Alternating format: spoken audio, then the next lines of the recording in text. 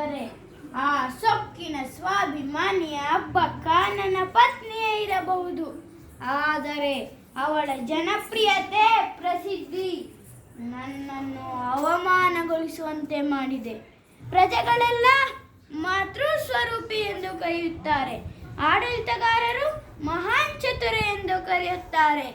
ಅಷ್ಟೇ ಯಾಕೆ, ಶತ್ರುಗಳಾದ ನೀವು ನಿಮ್ಮಂಥವರು ವೀರವನಿತೆ ಸಿಂಹಿಣಿ ಎಂದು ಹೊಗಳಿದಾಗ ಮೀಸೆ ಹೊತ್ತ ಈ ಮಂಗಳೂರಿನ ಲಕ್ಕಪ್ಪ ರಸ ಛ ಗಂಡಸಲ್ಲವೇ? ಮಿತ್ರ, ಹಬ್ಬಗಳನ್ನು ನೇರವಾಗಿ ಎದುರಿಸುವ ಗುಂಡಿಗೆ ಯಾರಿಗೂ ಇಲ್ಲ. ಒಂದು ವೇಳೆ ಯುದ್ಧಕ್ಕೆ ಹೋದರೆ ಗೆಲ್ಲುವುದು ಸುಲಭದ ಮಾತಲ್ಲ. ಕಡಲ ತಡಿಯ ಯುವಕರು ಕಡಲ ಸೆಳೆತಕ್ಕೆ, ಗಾಳಿ ಹೊಡೆತಕ್ಕೆ, ಬಿಸಿಲ ಜಳಕ್ಕೆ, ಗರಿಗಳ ತಳ್ಳಾಟಕ್ಕೆ ಈಸಿ ಜಯಿಸಿದವರು. ಒಬ್ಬೊಬ್ಬ ಮಗವೀರರು 9 ಪೋರ್ಚುಗೀಸ್ ಸೈನಿಕರಿಗೆ ಸಮ.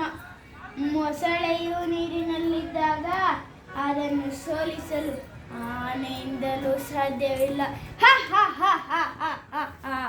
ಹಬ್ಬಕ್ಕಳ ಕೋಟೆ ಎಷ್ಟೇ ಭದ್ರವಾಗಿದ್ದರೂ ಆ ಕೋಟೆಯ ಗುಟ್ಟು ಅವಳ ಪತಿಯಾದ ಈ ಲಕ್ಕಪ್ಪರಸನಿಗೆ ತಿಳಿದಿರುವುದಿಲ್ಲವೇ?